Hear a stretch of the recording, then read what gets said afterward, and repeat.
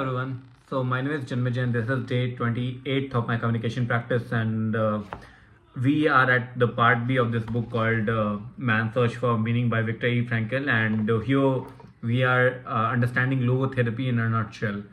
So I'm just trying to understand the what logotherapy is. So far, what I have understood that this logotherapy basically is about telling a person uncomfortable things and understanding how human psyche works. So there were three school of thought. One is about one the first school of thought was basically um, Freudian school of thought, which tells about life to live is like to have take pleasure in life. The second school of thought was Adlerian school of thought, which was basically to prove superiority. And third school of thought was basically, I think, is Viennese school of thought, which is also known as logotherapy. It's about to find a meaning in life. So I'll go to the neurogenic neurosis and I'll again read because I'm not able to understand this fully, but I'll try to read it. Neurogenic neurosis do not emerge from conflicts between drives and instincts, but rather from existential problems. Among such problems, the frustration of the will to meaning plays a large role. It is obvious that in neurogenic cases, the appropriate and adequate therapy is not psychotherapy in general, but rather logotherapy.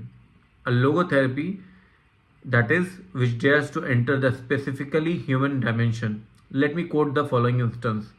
A high-ranking American diplomat came to my office in Vienna in order to continue psychoanalytic treatment which he had begun 5 years previously with an analyst in New York.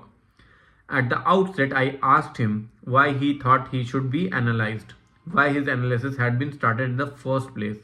It turned out that the patient was disconnected with his career and found it most difficult to comply with American foreign policy.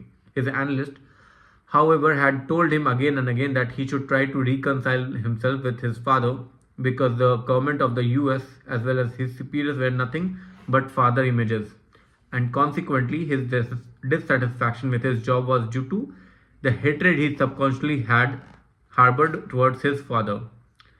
Through an analysis lasting 5 years, the patient had been prompted more and more to accept his analysis and interpretation until he finally was unable to see the forest of reality for the trees of symbols and images.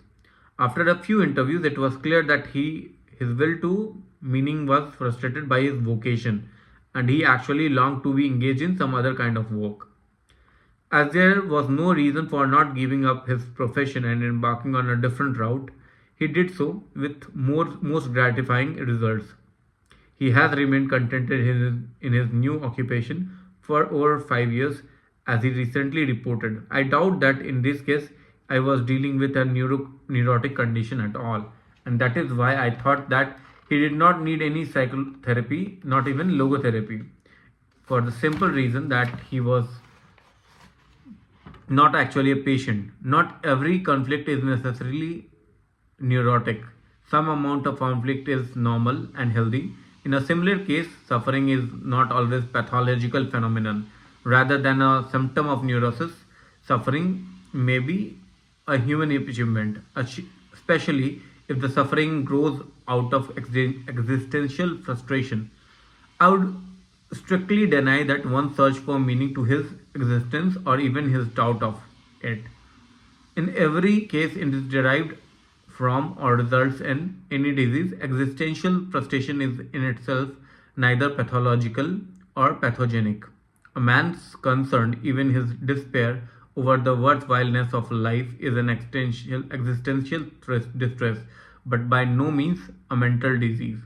It may well be interpreting that the first, in terms of the latter, motivates a doctor to bury his patient's existential despair under a heap of tranquilizing drugs. It is his task rather to pilot the patient through his existential crisis of growth and development.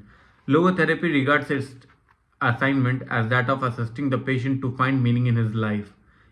In as much as logotherapy makes him aware of the hidden logos of his existence, it is an analytical process.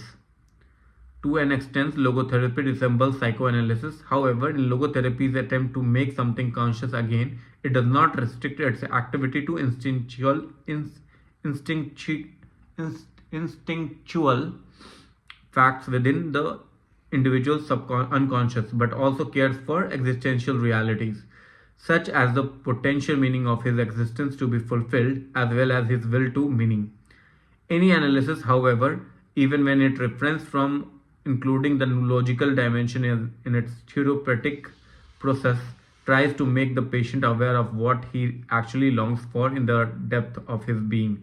Logotherapy deviates from psychoanalysis insofar as it considers man a being whose main concern consists in fulfilling a meaning rather than in the mere gratification and satisfaction of drives and instincts, or merely reconciling the conflicts claim of ID, ego, superego, or the mere adaptation and adjustment in society and environment.